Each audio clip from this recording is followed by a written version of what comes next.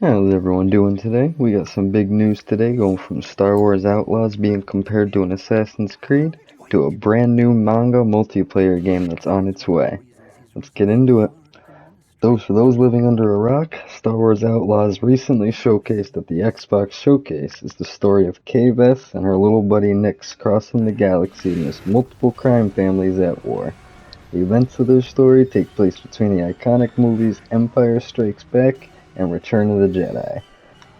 A main part of the combat is going to be the third-person blaster like was showed in the showcase. There's also going to be large-scale space combat like the showcase showed, and the near seamless transitions from being on the world and then jetting off into space. And a wanted system that's similar to Grand Theft Auto's. But that just begs the question, how long is it? The creative director Julian Gertie, excuse my pronunciation, I don't know if I said that right, recently had an interview with Edge magazine was asked that exact very question.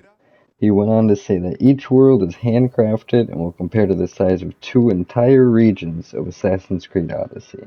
That was one of the biggest maps to date besides Valhalla. There were 7 regions in total, and that means each world is a little less than half of the whole map in Odyssey. He also went on to say that as big as Valhalla is, there were reports of players being burned out with its expansive map, so he didn't want to go that far. He also asked how it compares to the upcoming anticipated Starfield. He stated he had no intention to try to compete with Starfield, they weren't trying to reach multiple galaxies like that game is. But because of that, they were able to handcraft each world, so none of it's going to be procurely generated. He said we'll find out more closer to release. Hit that subscribe button if you want to stay up to date on it. And I'll try to stay up to date for you guys and let you know how it rolls out. Now, could one of your mangas be getting a multiplayer game?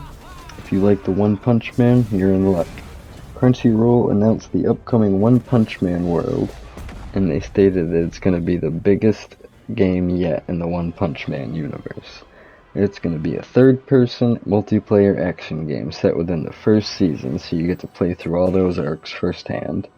You take control of the iconic characters from the show, and you'll be fighting through a variety of all the villains from the first season, all the monsters. Unfortunately, this game isn't going to be open world, but there's going to be large open areas with NPCs and the chance to run into other players.